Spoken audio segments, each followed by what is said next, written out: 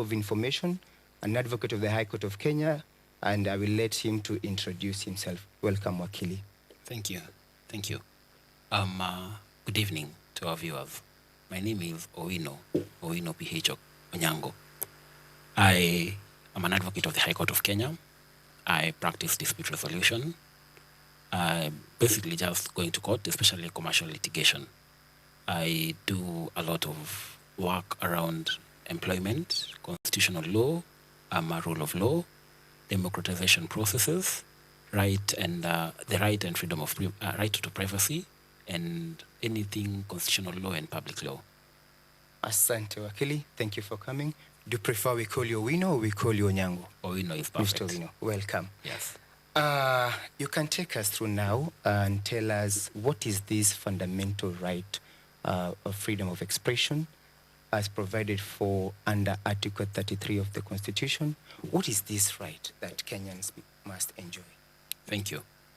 So, looking at the Constitution of Kenya, we see that the framers of the Constitution under Article 33 and the Constitution that Kenyans bestowed upon themselves when they promulgated it upon themselves more than 15 years ago on 27th of August, they decided that one of the fundamental rights that we need to enjoy as a populace is the freedom of expression.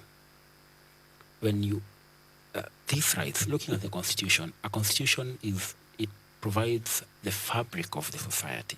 We have to understand why is expression so important. Having to come up with this Constitution, if you look at all the various processes before we came up with the new Constitution, from the Wako draft, the Bomas draft, up until 2010, there had been allegations throughout the history of the Republic of Kenya that dissent, expression, creativity was being muzzled. That's why it was very important for Kenyans to bestow upon themselves the freedom to express themselves. Mr. Owino, was this a new concept under the new Constitution, the Constitution of Kenya 2010? Was it there in the previous, in the repealed independent Constitution? Was it contained in that piece, or is it a whole new concept with the new Constitution 2010? With the new Constitution 2010, it broadened its enjoyment, right? Because it's very strategic and it's very deliberate in the framing of the freedom of expression. It allows for Kenyans to basically do anything and everything under the sun in terms of expressing themselves, provided they don't spread hate, they don't incite, they don't promote falsehoods. So provided you're expressing artistic creativity, you're informing the public, you are providing information, or you are exploring avenues of providing information, the Constitution guarantees and protects the enjoyment of that right. Mr. Owino, before we know, I think you're now trying to take us through the limitation of that fundamental freedom. Before we get there, how does this fundamental right to expression enhance a free, proper, open, and democratic society? How is this right important in a free, fair, open, democratic society? The freedom of expression is important in a functioning democratic society. Remember, in this part of the world, functioning, we have so many democratic societies, but is it a functioning society? It is important in a functioning democratic society because it allows citizens to participate in their governance. One of the key tenets of democracy is citizen participation, right? It also allows the right for the citizens to be able to access information.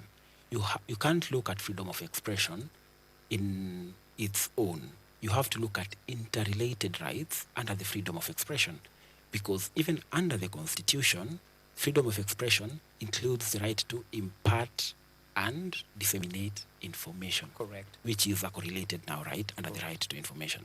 right to access information. Now, you said it is a fundamental right in a functional system, in a functional society. Now, how is this very critical? The Constitution under Article 1 provides that the people, the citizens, have the right to express their views, to express their understanding of the government through either their democratically elected leaders or through themselves. So there are two ways, the direct and indirect exercise. Now, why is it important to have this direct expression through this right of expression and not indirectly through the democratically elected leaders? Thank you. When we're looking at the Constitution, we have to read it. For those who believe in religion, we read like the Bible. Like the New Testament and the Old Testament, they have to be in sync, Yes. right? Yes. So looking at the Constitution and Article 1, the sovereignty of the people, when we are delegating our powers to our representatives, this does not mean that as citizens, we cannot freely participate in the levels of governance, right? Yes. So when we are looking at sovereignty under the Constitution, when we are looking at expression under the Constitution, there are various ways of expression. And if you look at the Constitution, it is very big on expression. It talks about public participation. It talks about governance. There are so many legislations, even in Parliament today, that have been declared unconstitutional on the sole basis that public participation was not adequate, it was not sufficient, and it was not carried out. So what is public participation? Public participation is a form of expression. When you express your views, you're basically participating in how you want to be governed, when you want to be governed, and who you want to govern. So the freedom of expression is very central to democracy in any state. Thank you, Mr. Nyango. You've made us understand that the right under Article 33 enhances public participation. Now, tell us about limitation of this right. Why is it important first to have it as a limited right and not as an absolute right? Thank you. Generally speaking, they usually say the right to swing your hand ends where my nose is placed, right? Sure. Like the right to freedom of expression, definitely, when you're enjoying it, you have to be conscious of your actions. Remember, we are living in an age where information is passed very fast. Information spreads very fast. Propaganda spreads very quickly. I think faster than wildfire, right? So there is need for us to operate within the confines of lawful expression.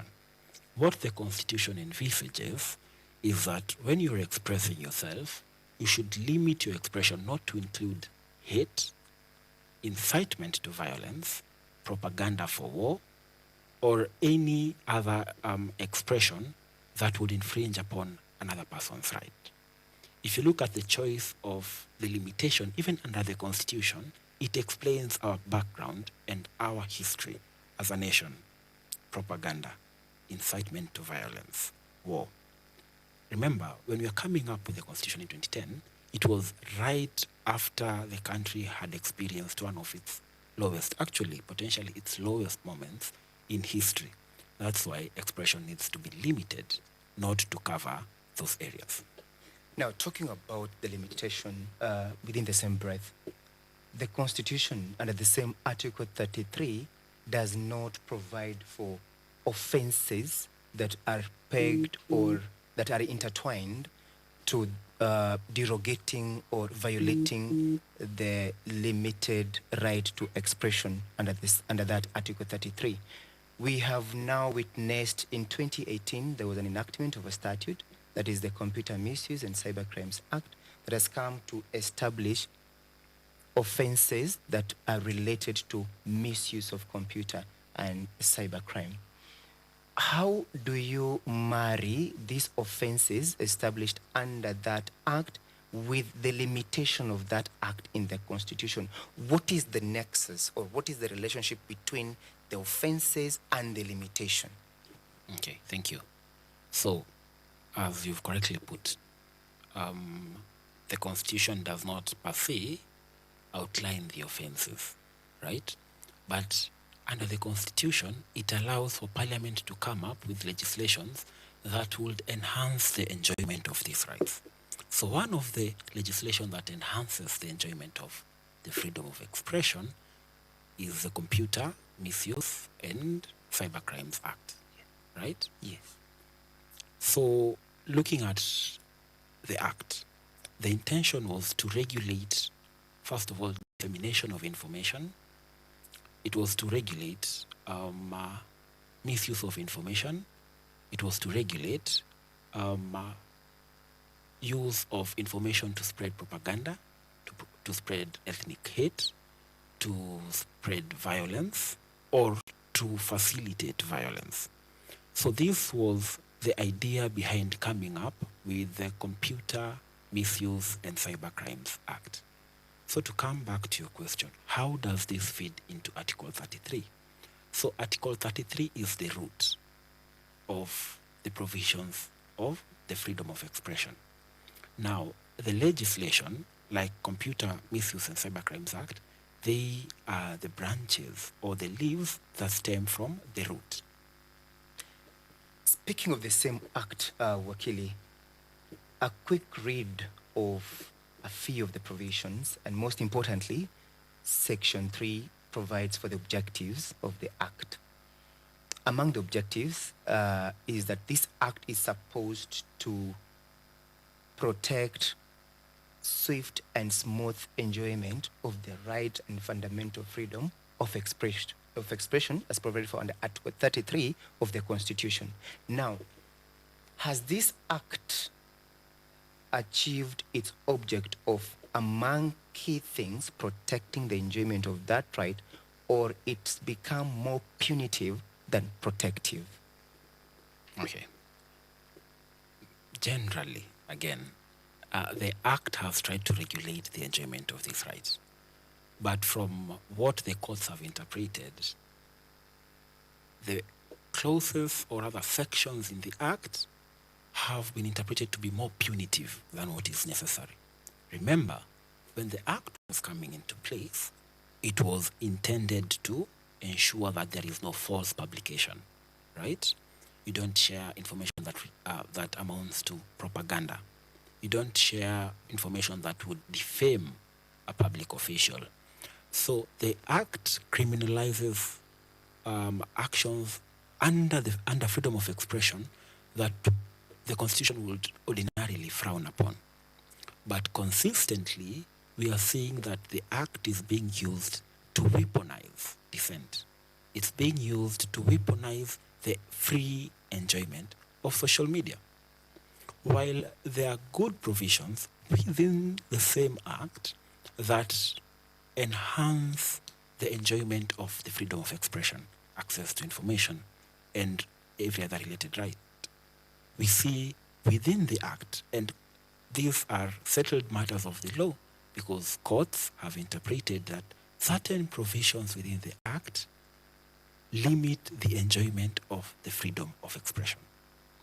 They penalize or they frown upon free-spiritedness. They frown upon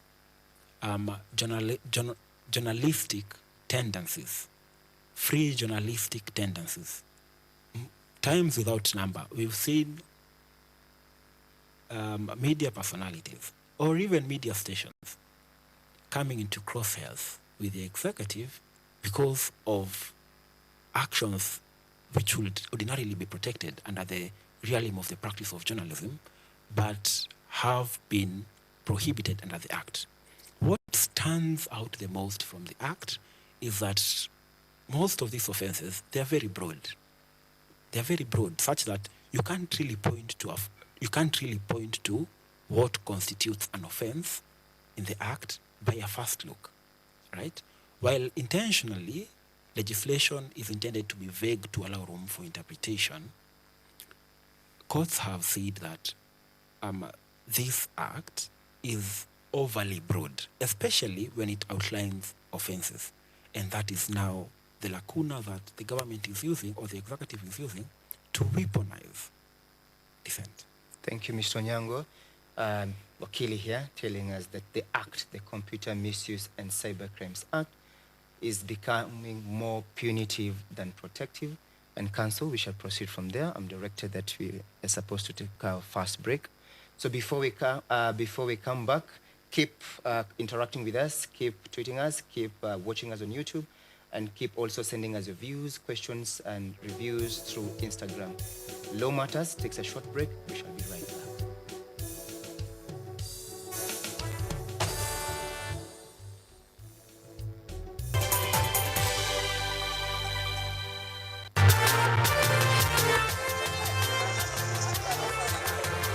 Ni nguzo na uso wa jamii. Kupanda shuka, akawa tuzo. Ukakamavu wake, ukatii, na kumfanya mwenye bidii. Kwa machozi na makeke, akabaini jinsi ya kuweni. Huyu ni mwanamke ngangari, kwa jinsi alivyo ng'ari-ng'ari. Mimi ni mwanamke mwake. Usikose kutazama kipindi cha mwanamke mwake, nami Caroline Kimwele.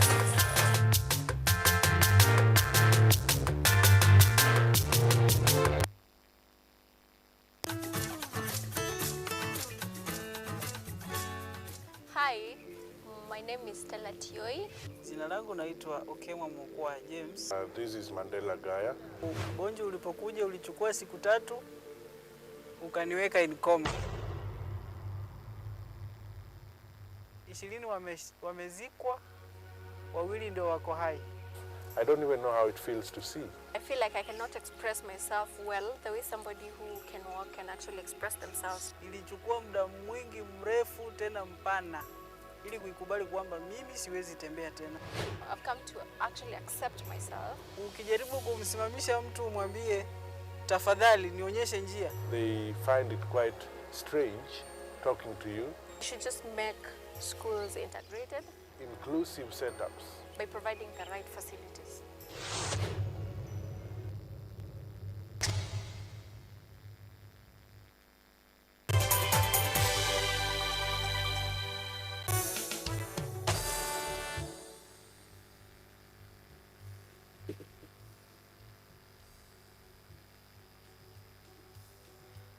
This is Law Matters. Welcome back, and we are glad that you are watching and walking the journey together with us. We have Wakili Onyango with us, disseminating to us the Constitution provisions on the right to expression as provided for under Article 33 of the Constitution, and also trying to marry it with the provisions of the newly enacted Computer Misuse and Cybercrimes Act. Continue interacting with us through your Twitter, that is KUTV_Kenya, Instagram at KUTV Kenya, on YouTube KUTV Kenya. Wakili, we are back, and I want to bring to your attention the celebrated case, the Robert Alai versus the Attorney General and another. In that case, Mr. Robert Alai had gone to court to challenge the constitutionality of Section 132 then of the Penal Code that provided for limitation of the fundamental right to of expression, and in his petition he argued that the limitation was not justifiable, it was not reasonable, and it was not provided for under the limitation provisions of Article 33. Now, Council, you can tell us, how can the government justify its reasonable reasons to limit the fundamental right of expression? How justifiable, how reasonable is the government in terms of trying to derogate or limit citizens from exercising their fundamental right to expression? Okay. Before I answer that, there is this celebrated is it like a saying or yeah, it's a saying, where one of the presidents in the region shared that I can guarantee you freedom of expression, but what I cannot guarantee you is freedom after expression.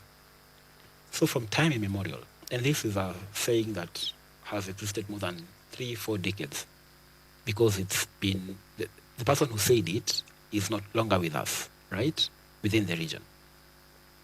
So expression has always been a thorny issue, especially in this part of the world.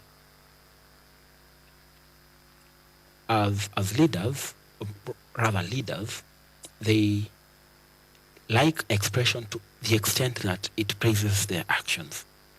Any expression that critiques their actions is problematic. And it's not an African problem. To go back to the penal code that we are relying on has existed more than it actually has existed more than the entirety of the existence of the Republic of Kenya. It started applying to our country when we were still a protectorate, the British protectorate, right? So seeing that the courts up until now are picking out provisions in the penal code that criminalized dissent, that criminalized expression, willful expression and free will. This just shows the tendency of human beings and leaders from time immemorial to not be very comfortable with expression. Because through expression, you eliminate ignorance. Through expression, you enlighten masses. Through expression, the citizenry are able to put their leaders to task. So it's only human to be uncomfortable with with these elements of expression. Mr. Onyango, speaking within the same petition, the Robert Alai versus the Attorney General, we remember that in that petition, Mr. Robert Alai had tried to criticize the government of the day. He had tried to criticize the president of the day. And I want you to tell us, in your own understanding from where you sit right now, to what extent do you think the modern regime, the modern government is not taking critique from its own citizenry? Thank you. Robert Alai, right now he's an MCA, right? Sure. So he was loosely called a blogger before then, right? So it has always been a struggle for bloggers. There are several cases that have been initiated by bloggers in their personal capacity and together as an association, trying to widen the arena for expression. While I'd want to say a lot about the government, very positive things about the government in terms of allowing expression, fortunately or unfortunately, there's not so much to write home about. Just recently, we saw one of the ladies who's a software engineer, I think Miss Rose Jerry. Correct. She was arrested for creating an autonomous website whose sole purpose was intended to give feedback to Parliament on the Finance Bill 2025. Right? Yes. While we acknowledge that we won't go into the details of it because as a live court case, it would amount to sub judice. Looking at how the state behaves when the citizenry are trying to facilitate expression, because expression can be demonstrated in very many ways.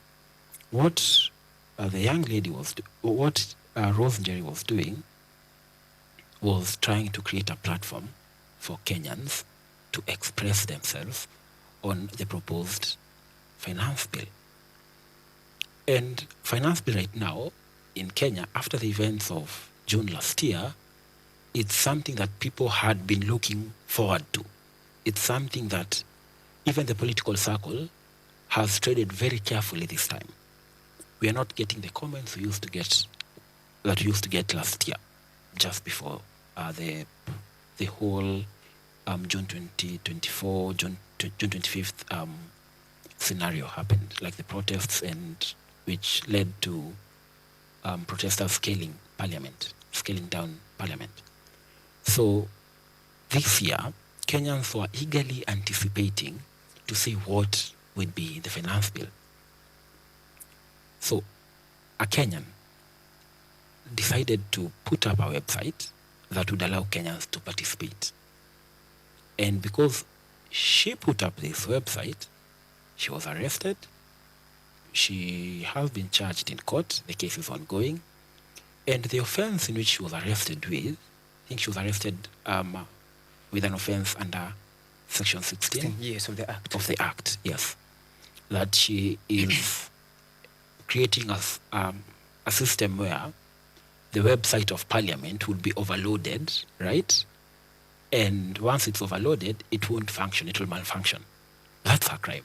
According to you, Mr. Wino, do you think that what Madam Ross did through her web space, she gave citizens a platform to air their views on the finance bill, and to a large extent helped the public participation tool? Is that your argument? Not to genuinely comment on an active case, but I would look at it from a facilitation point of view, right? This, we are trying to ensure that as a government, we listen to the populace. What better way than to have a system that would allow the common mwananchi, the hustler, the wanjiko, to talk to the representatives in Parliament? Remember, when we started, we said, under Article 1, Kenyans have delegated their authority to their representatives. But delegation can only happen when you're exercising delegated power. You can only exercise that power in line with what the principal wants. And who is the principal in this case? The normal Kenyan, the ordinary Kenyan citizen, the Wanjiku. A government that rode onto power with the promise of protecting and hearing out the Wanjiku, the Mamambogas, the Borders, ought to have allowed these people to directly communicate to their representatives. I'd leave it at that. Okay. Let's go back to the same act, the Computer Misuse and Cybercrimes Act. We've given an example of Madam Rose Njeri, who was arrested and now, of course, actively charged for having committed an offense provided under that act. There is an amendment bill that sits in Parliament at the moment that seeks to bring a few changes to that act. Mr. Wino, you can perhaps take us through what do we expect with this looming amendment bill that will bring changes to the act. What do we expect from these amendments? Thank you, Bwana Mokera. So, let's try and give context to this. Sometime in May 2024, Kenyans through social media started mobilizing and actively participating in the democratic governance of the country. Through hashtags, we saw Kenyans volunteered to translate the finance bill in various languages to explain to every citizen, regardless of their ethnicity, their social standing, what the finance bill proposed. What were the platforms that were being used? TikTok, Twitter, X, formerly Twitter, right? Yes. To some extent, Instagram.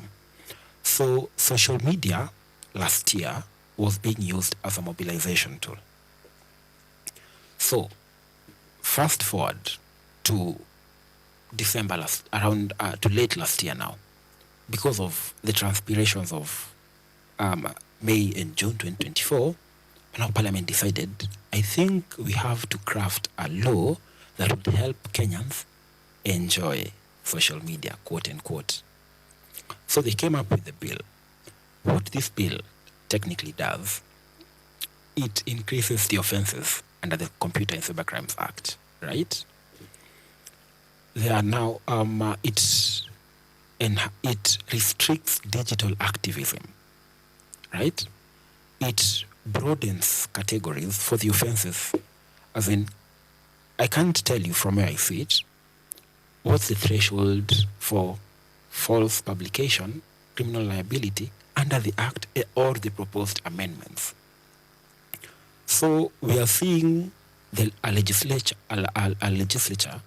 that is deliberate about broadening offenses, making them vague enough to capture each and everything wherever and whenever they feel like.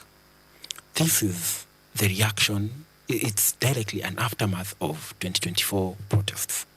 So what does the bill provide for Kenyans? While it's still within its preliminary stages in Parliament, it introduces extra mechanisms to countercheck enjoyment of social media.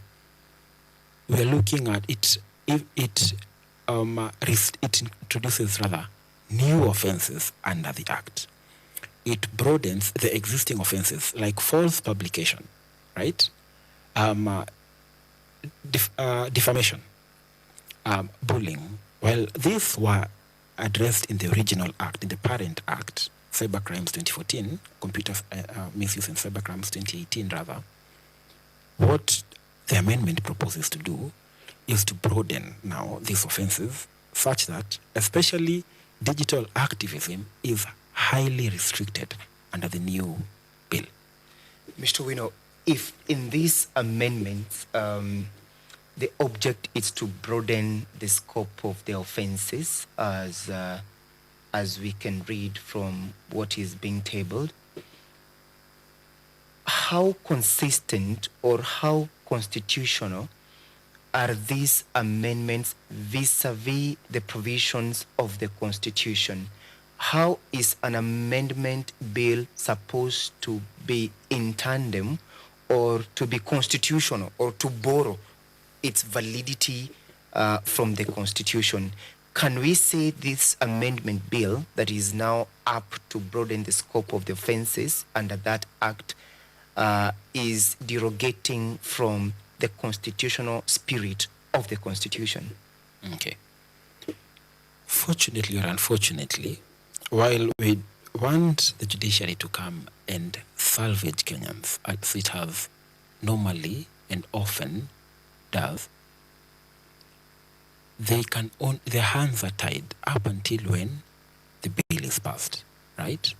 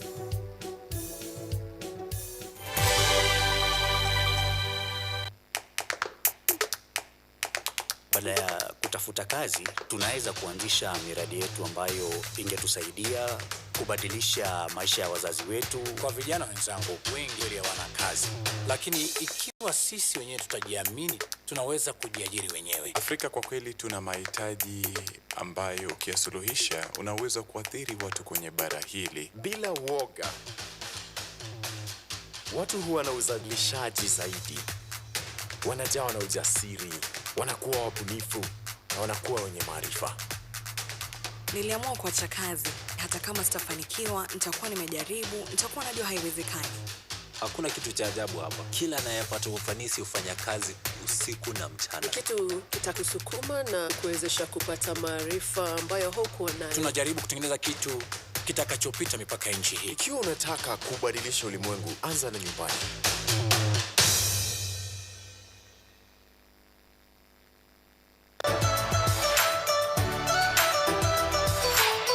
So my name is Jakub Petri. I'm Associate Professor in the Institute of Philosophy of Jagiellonian University in Krakow, Poland. And I'm the main coordinator of the CAFE project, which is being here hosted by Kenyatta University. My name is Ewa Hudoba. I am a project manager in this consortium. Keep watching cutting-edge research at Kenyatta University Television.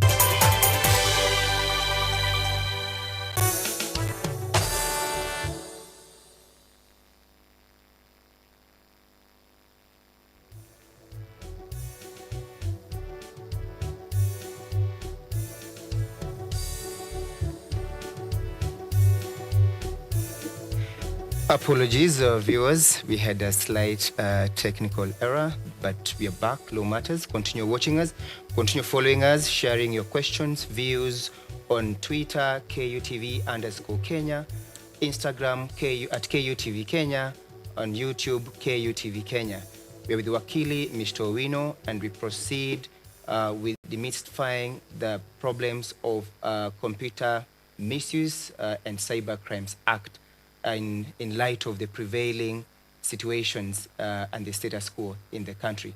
Mr. Owino, we were proceeding and you were explaining to us how unconstitutional amendments to this already existing Act of Parliament can be dealt with. You can carry on from there. Thank you.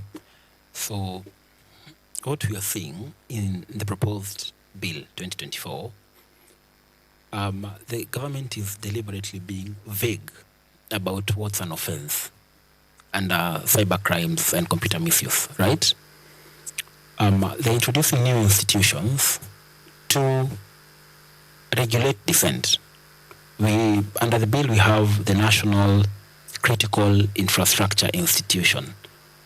That it will be an offense if you attack a national critical infrastructure institution.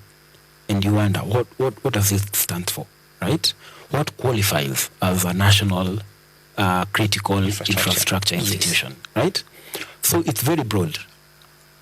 Like the Rosemary offense, she's interfering with parliamentary website. This can easily qualify as national critical infrastructure institution. So there is a very thin line between protecting the public image of individuals, protecting individuals against falsehoods, falsified information, preventing cyberbullying, and being deliberate about criminalizing legitimate dissent. So the amendments as they are under the 2024 bill, they are more about weaponizing cyber security laws to criminalize dissent. And Wakili, perhaps you can now let us know, in the event these amendments go through, let's assume this bill has successfully gone through all its successful legislative stages, and the entire citizenry feel that this newly amended Computer Misuse and Cybercrimes Act is not enhancing or even going further in promoting the right and fundamental freedom of expression as provided for under the Constitution. and thus there will be a general feeling that this newly expected amended act may not be constitutional. Now, what are the stages of having an act that is unconstitutional to be declared unconstitutional?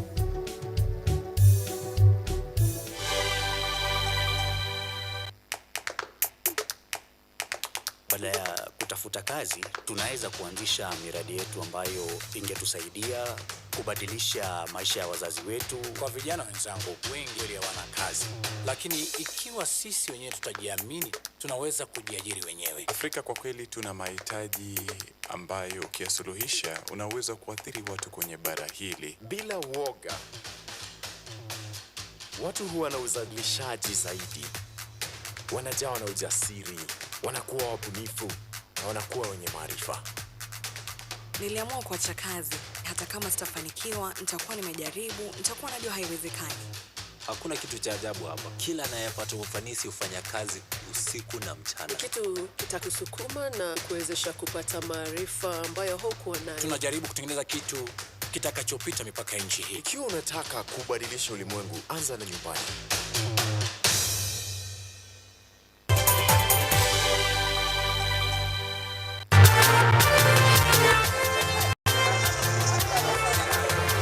Ni nguzo na uso wa jamii.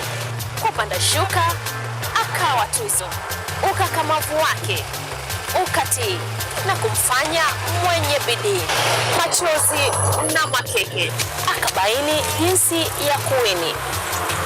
Huyu ni mwanamke ngangari kwa jinsi alivyo ng'ari. Mimi ni mwanamke mwake.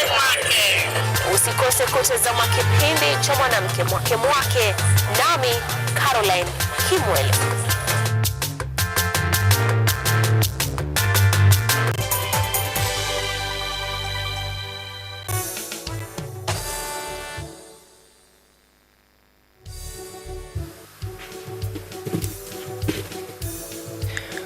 A very good evening. We are glad you're continuing watching us, Law Matters, the show that will always put into context legal concepts in order to answer your questions, address your views and reviews through our only very proper interviews. We have Wakili Mr. Onyango with us tonight in trying to demystify and break down the safeguards of the Constitution of Kenya 2010, which he says by now it's not a new constitution, it's an old constitution, and also marrying it with the provisions of the Computer Misuse and Cybercrimes Act. Do not forget to continue interacting with us through Twitter, that is KUTV_Kenya, Instagram at KUTV Kenya, YouTube KUTV Kenya.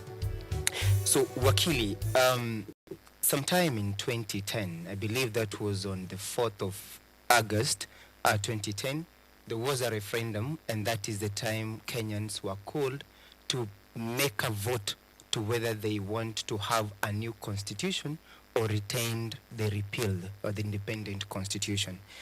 And 67, a whopping 67% of the population that was, of the votes that was cast on the 4th of August 2010, the clamor was that they wanted a new constitution.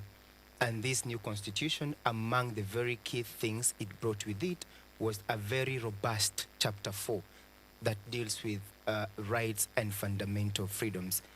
Key among them, that one that we are focusing on tonight, is the right to expression, or the fundamental right to expression. Now, we have international laws that Kenya is a member state to, that Kenya has ratified and we subscribe to. Do you think the levels, the extent to which the modern regime is dealing with issues expression by its citizenry marries with the provisions of the international and regional laws that Kenya subscribes into?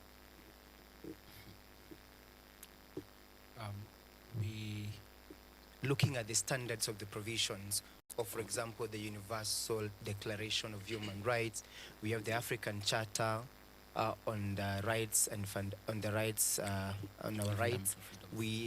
So looking at the standards therein and looking at even the standards of our own constitution, are we in tandem with those provisions when it comes to dealing with matters or offenses, computer misuse and cybercrime?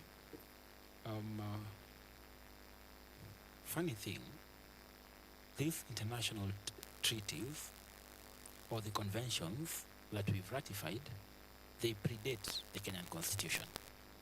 The Kenyan Constitution is a newer model of law than these other treaties. So are we meeting international standards? We are doing our best, but our best is unfortunately too little. We still have a long way to go. I mean, I think today, freedom of speech, freedom of expression is guaranteed. But is it guaranteed after expression? That should be the key question. We still have a lot to do. But Kenyans can take hope, our citizens can take hope in the fact that the constitution that we bequeathed ourselves in 2010, 67%, that's, I don't think we have a president, even in our country, who's won, at least from the advent of multi-party democracy, who's won an election with such a high percentage. 67% is almost 2/3 of the Kenyan population. And this constitution has been celebrated severally as a transformative document. It has been celebrated globally as one of the gifts to members in this part of Africa, right? So the constitution, as it is, will fight for itself. The constitution has been fighting for Kenyans for the last 15 years. The freedoms that Kenyans are enjoying, including the freedom of expression, is as a result of the constitution. So the government needs to allow Kenyans to enjoy this right to international standards. As it is, we are not at par with best practice internationally, right? Why should we say we are better than our neighbors? Why should we compare ourselves with people who are doing the bare minimum when we can compare ourselves with the best in the market, right? So if other countries have allowed expression, if other countries are encouraging expression, then that should be the way to go for Kenya, right? Because remember, even from the 1970s, the late Professor Bogi, may God rest his soul, he fled Kenya because of his creativity in literature. He used literature to educate, to express his views as a citizen. And during that time, because he was unsafe, he had to flee the country. More than 50 years now, we still have issues with expressing ourselves. I think more needs to be done by the government to to ensure that while they want to protect the rights of Kenyan citizens, while they want to protect the image of the country, the image of government, the image of public officials, and ensure that there is no incitement, there is no hate speech, and there is no propaganda, allow Kenyans to enjoy this right. Mr. Wino, we live in a technology era where, if not everything, a lot has really turned into technology. If you take, for example, the status quo of what is happening in the country today, we have, of course, the people exercising their right to picket and to demonstrate in view of what has been happening and in view of the matter of the murder of Mr. Albert Ojwang. And of course, now this is being shared widely among the citizens in Kenya. We have looked at what the Act provides, and we have seen it has a raft of offenses that is established thereunder. And you've also told us rightly that the upcoming amendments are aiming at extending the scope of the offenses under that Act. How then can the citizens share information without fear of these numerous or several offenses established under this Computer Misuse and Cybercrimes Act within their Article 33 right? How can the people now, for example, share images of what they have seen and witnessed in the streets, share sounds of what they've heard in the streets without fear that their right under Article 33 of the Constitution is going to be weaponized and have them arrested and prosecuted?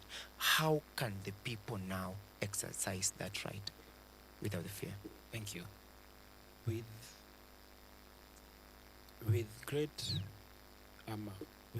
to whom much is given, a lot is expected, right?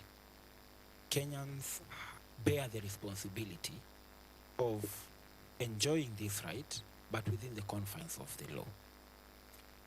The government has mechanisms, state machinery. It has the monopoly of violence to ensure that anyone who contravenes the enjoyment of freedom of expression by spreading falsehoods, they are captured, they are arrested rather, and charged in a court of law. We can't have one arm of government as the judge, the juror, and the executioner. The government has a higher obligation to ensure the enjoyment of these rights. And if the government wants this to happen, they can. We've seen it before. We've had governments that were less restrictive and allowed citizens to freely express themselves. Come to think of it, even the murder of, or the death rather, of Albert Ojwang is an issue around freedom of expression, because as we've said, expression includes access to information, includes informing others. So what I'd tell Kenyans is, enjoy this right, exercise this right within the confines of the law. If you are unlawfully arrested or prosecuted, provided you are alive, the Constitution will fight for you. That's my take. At least you're sounding hope to a lot of people that have fears on how to employ technology in order to advance information or even seek information from their peers. Now, as you give your final remarks, unfortunately, we are coming to the close of our session tonight. You can tell us now, going forward, how should the government within the legal framework deal with matters Computer Misuse and Cybercrimes Act? As you give your final closing remarks. Thank you. First and foremost, let's do away with this bill that's before Parliament, and let's try and look at how to frame offences in the bill to be specific, one, and allow the enjoyment of the right. Remember, I don't know if it was Abraham Lincoln, I think it was Abraham Lincoln who said, first of, if you want to take liberty of our population, what you have to start with is take away their right and their freedom to express themselves. So for us to enjoy our liberties as a nation, we need to be able to express ourselves.